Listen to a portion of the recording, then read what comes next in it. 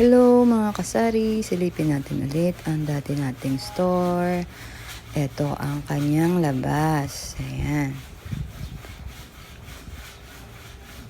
Wala pang pintura. Tapos dito lang siya sa gate namin siya siningit. Ayan. Diyan lang namin siya ginawa ng paraan kung paano maging mukhang tindahan. Ayan. May mga sabit-sabit pa ako dyan. Ayan. Mga Milo, mga chichirya, gatas. Ayan, nakapaskil naman dyan yung mga nasa loob ko pa na freezer, mga tosino, hotdog, mga gamit pang linis sa paghugas ng plato. Ayan. Ito, yan. Medyo nakatalis na rin yan siya dyan. Yung mesa niya, yung receiver at releasing ng ating mga paninda. Ayan, dyan. Ni-renovate na siya dyan. Ini-start pa lang, ni-renovate dyan. Ayan. Dito, natanggalan na siya ng bubong. Ayan ang labas niya. Ayan, maulan, kaya puto lang paggawa. Eto, dire-diretso na dyan. Ayan, napinturahan na tiles. Ayan. Ayan, malinis na siyang tingnan. Ang ating store.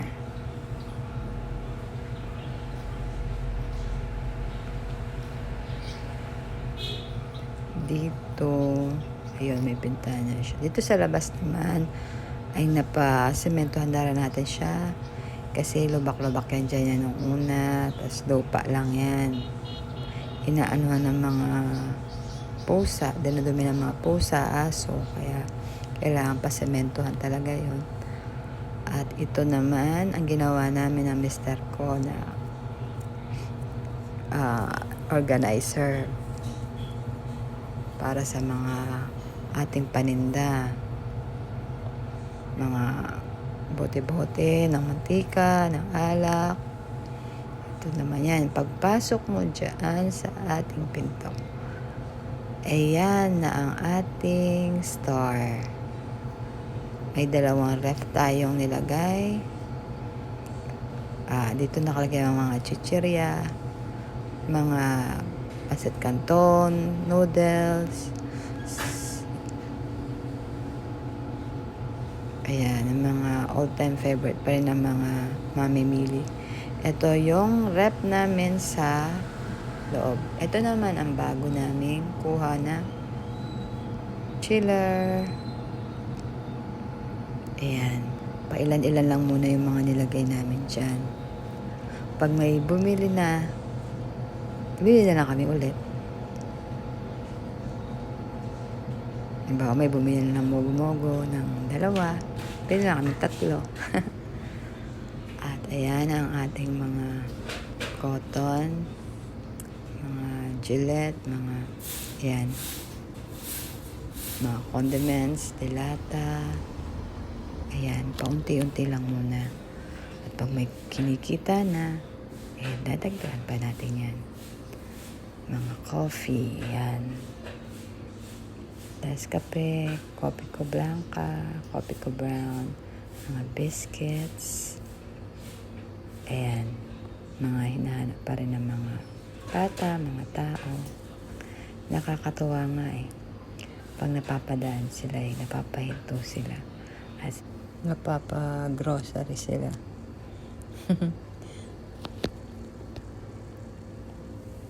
Pag may mga yan, nandiyan na ang mga chocolates nakalagay sa mesa natin. Pag nakikita nila ay, gusto ko nito. Ay, gusto kong chocolates. Ito nga pala yung labas na aming tindahan.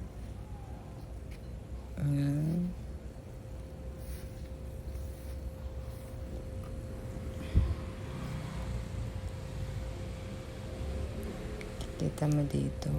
Ayan.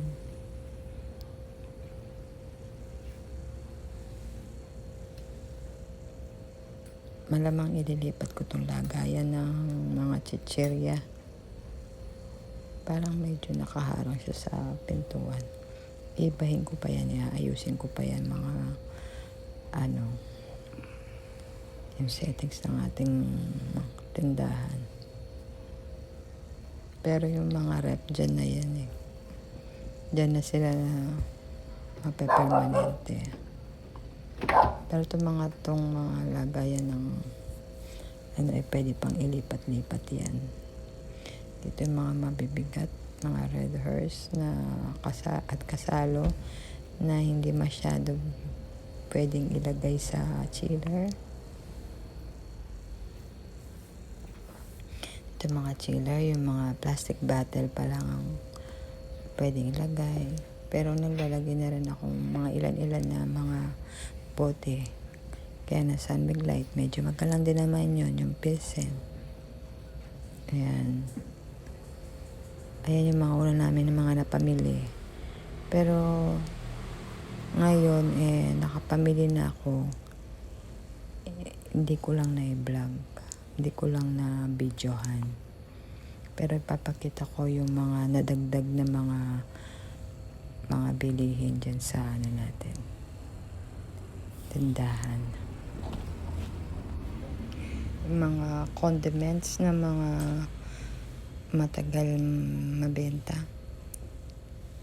Itang dalawa lang muna binibili natin. At tulad nun, may nabili na ng 2 ketchup, na boteng ketchup. Pinalitan na natin yun. Bumili na tayo ulit ng bago. Parang sa palagay ko, kukulangan yung rep. Kasi pag nagsabay-sabay yung mga mamimili ng mga drinks, mga 1.5, mga kasalo, kukulangin tayo. Pero titingnan pa rin natin yan. Obserban pa rin natin. Kung kakailanganin pa natin yung isa pa nating rep dun sa loob ng bahay. Meron pa kami isang rep na hindi ginagamit. Hindi namin binubuksan pa kasi baka mataas na yung kuryente natin. Ito yung mga sabon na benta, yung Ariel na antibac at saka yung Sunfresh, Sunrise.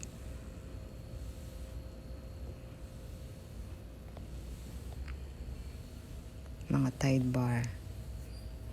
Yan pa yung mga mabibenta.